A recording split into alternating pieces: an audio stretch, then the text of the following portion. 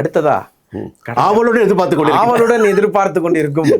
நீங்க சொன்னது ரொம்ப அற்புதமான வார்த்தை சார். இந்த புல்டோசர் ஒரு மனுஷன் மேல ஏறலாம் சார், ஆனா கடகராசிக்காரங்க வாழ்க்கையில கடந்த ஆண்டுகள்ல ஏறி விளையாண்டு ஐயா இந்த ஆண்டாச்சும் நாங்க எந்திரிக்கலாமா அப்படிங்கிற ஒரு மனநிலையில கடகராசிக்காரர்கள் இருக்காங்க. எப்படி இருக்க போகுது சார்?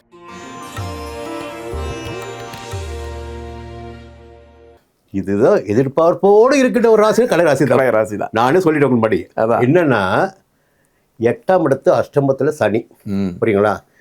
இந்த 7.5 சனி இருக்கு பாருங்க, அந்த 7.5 சனி 7.5 ஆண்டுகளில் ஒரு மனிதரை வதைக்கின்ற வதையை 2.5 ஆண்டுகளில் அஷ்டமஸ்தான சனி சந்திரிக்கிற போது வதைச்சி முடிச்சுடுவார்.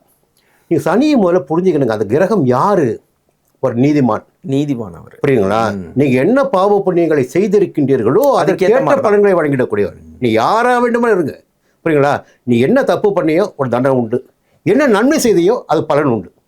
இந்த கிரகங்களில் சுபிட்சமான ஒரு கிரகம் பார்த்தீங்கன்னா என்னுடைய பார்வையில் சனீதம் மட்டும்தாங்க.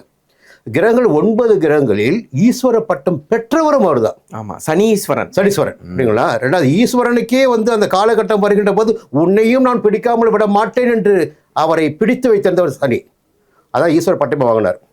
அப்போ இந்த 2.5 ஆண்டுகள் பார்த்தீங்கன்னா ஒவ்வொருவரும் பார்த்தீங்கன்னா கடகராசினி எல்லாருக்குமே 2 விஷயம் பேசுவாங்க. நசிக்கிட்டீங்க, நீங்கள் சொன்னீங்க புல்டோசர் நசிக்காச்சு. 2 விதமான பலன்கள், ஒன்று உயிர்காரகம் மற்றும் ஒன்று பொருள்காரகம். சில பேர் பார்த்தீங்கன்னா உடம்புல அடிபட்டிருப்பாங்க, மருத்துவமனை போயிருப்பாங்க. சில பேர் உடம்பு நல்லா இருக்கும், அவமானப்பட்டிருப்பாங்க. ஆமாம், புரியுங்களா? இல்லையா பண இழப்பு ஏற்பட்டிருக்கும். இது இல்லை என்றால் அது இல்லை என்றால் இது, ஏதாகிலும் ஒரு நெருக்கடி இந்த ஆண்டில் இருந்தது. இப்போ முதல்ல 12 ராசிகளுக்குள் சனி சஞ்சரிக்கின்ற ஒரு இடம் சுபிட்சமான இடம் பார்த்தீங்கன்னா 9ஆம் இடம்.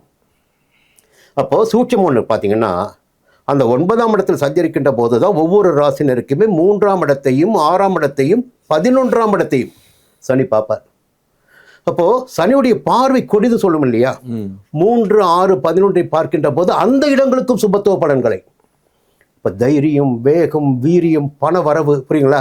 எதிர்ப்புகள் இல்லாத நிலை, ஆரோக்கியமான நிலை, எல்லாவற்றையும் ஒரு விடுதலை பெற்று சுபிட்சமாக நடைபோடக்கூடிய அளவிற்கு இந்த நிலை கடகராசினருக்கு 26 இருக்க போகுது. சரி, ஒரு பக்கம் அது. 2ஆம் இடத்துல கேது, புரியுங்களா? நான் வடக்க வேண்டும். சில தலைவர்கள் இருப்பாங்க கடகராசி போனவங்க, அவங்க சொல்கிற அட்வைஸாக அதுதான், நான் வடக்கம் தேவை, இல்லை அதன் வழியாக நீங்கள் சங்கடத்துக்கு போயிடுவீங்க சொல்லுவேன். அடுத்து இந்த ஆண்டு தொடக்கம் பார்த்தீங்கன்னா 12 குரு விரயஸ்தானத்தில். குரு சுப செலவுகளை ஏற்படுத்துவார். 12ஆம் இடத்தில் சனி சஞ்சரிக்கின்ற போது விரய செலவுகள் வேறுமா செலவு ஏற்படுத்துவார். குரு சஞ்சரிக்கின்ற போது சுப செலவுகளாக இருக்கும்.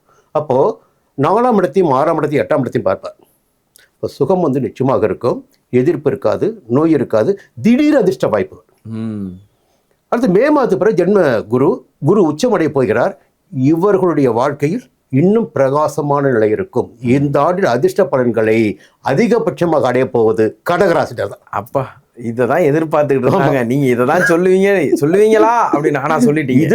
இதுதான் தலையெழுத்து. நம்ம தனிப்பட்ட முறையில் யாருக்காகவும் பேசலைங்க. இந்த கிரகம் இங்கே சஞ்சரித்தால் இந்த பலன்களை இவர்கள் வழங்குவார்கள். கண்டிப்பா சார். எந்த தெய்வத்தை பிடிச்சிக்கலாம் சார்? சனிச்சொன்னு பிடிங்க. அதை விட வேற நாங்க கர்மக்காரன் அவன் தாங்க, 8ஆம் இடத்து அதிபதி அவன் தானே உங்களுக்கு, புரியுங்களா? அடுத்து ஈஸ்வரனை பிடிங்க, சிவபெருமான பிடிங்க.